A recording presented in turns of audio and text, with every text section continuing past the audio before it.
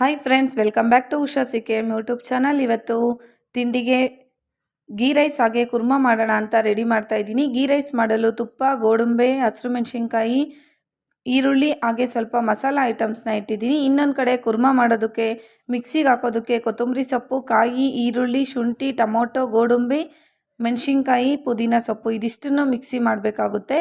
ಆನಂತರ ಒಂದು ಕುಕ್ಕರ್ಗೆ ಕ್ಯಾರೆಟು, ಬೀಟ್ರೋಟು, ಆಲೂಗೆಡ್ಡೆ, ಬಟಾಣಿನ ಹಾಕಿದ್ದೀನಿ. ಇದಕ್ಕೆ ಒಂದು ಸ್ವಲ್ಪ ನೀರು ಸೇರಿಸಿ ಒಂದು ಚಿಟಿಕೆ ಉಪ್ಪನ್ನು ಸೇರಿಸಿ ಒಂದು ವಿಷಲ್ ಕೂಗಿಸ್ಕೊತೀನಿ. ಇದನ್ನು ಒಗ್ಗರಣೆ ಹಾಕೋದಕ್ಕೆ ಕರಿಬೇವು ಸೊಪ್ಪು, ಈರುಳ್ಳಿ, ಟೊಮೊಟೊನ ಇಟ್ಟಿದ್ದೀನಿ. ಬನ್ನಿ ಯಾವ ಥರ ಮಾಡೋದು ಅಂತ ನೋಡೋಣ.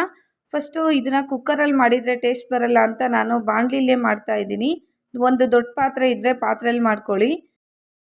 ಫಸ್ಟು ಒಂದು ಬಾಣಲಿಗೆ ತುಪ್ಪನ ಸೇರಿಸ್ಕೊಂಡು ಅದು ತುಪ್ಪ ಕರಗಿದ ಮೇಲೆ ಮಸಾಲ ಐಟಮ್ಸ್ನ ಮಿಕ್ಸ್ ಮಾಡಬೇಕು.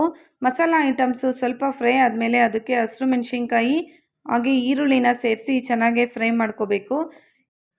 ಇದು ಫ್ರೈ ಆದಮೇಲೆ ತೆಂಗಿನಕಾಯಿನ ಮಿಕ್ಸಿ ಮಾಡಿ ಅದರಿಂದ ಹಾಲನ್ನ ಫಿಲ್ಟ್ರ್ ಮಾಡ್ಕೊಂಡಿದ್ದೀನಿ. 1.5 ಲೋಟ ಅಕ್ಕಿ ತೊಗೊಂಡಿರೋದಕ್ಕೆ ನಾನು 1 ಲೋಟ ತೆಂಗಿನಕಾಯಿ ಹಾಲನ್ನ ಹಾಕ್ತಾಯಿದ್ದೀನಿ. ಇನ್ನು ಮಿಕ್ಕಿರೋದನ್ನು ನೀರು ಹಾಕಬೇಕು. ಇದು ಗೀ ರೈಸ್ಗೆ ಟೇಸ್ಟ್ ಕೊಡೋದೇ ತೆಂಗಿನ ಹಾಲು. ಇದನ್ನು ಜಾಸ್ತಿ ಹಾಕಿದ್ರೂ ನಡೆಯುತ್ತೆ. ಇವಾಗ 1.5 ಲೋಟ ಅಕ್ಕಿ ತೊಗೊಂಡ್ರೆ 3 ಲೋಟ ನೀರು ಹಾಕಬೇಕು. 1.5 ಲೋಟ ತೆಂಗಿನ ಹಾಲು ಹಾಕಿ ಇನ್ನು 1.5 ಲೋಟ ನೀರು ಹಾಕಿದ್ರೂ ಟೇಸ್ಟು ಚೆನ್ನಾಗಿರುತ್ತೆ. ಈ ತೆಂಗಿನ ಹಾಲು ಚೆನ್ನಾಗಿ ಕುದಿಯೋ ತನಕ ವೆಯ್ಟ್ ಮಾಡಬೇಕು.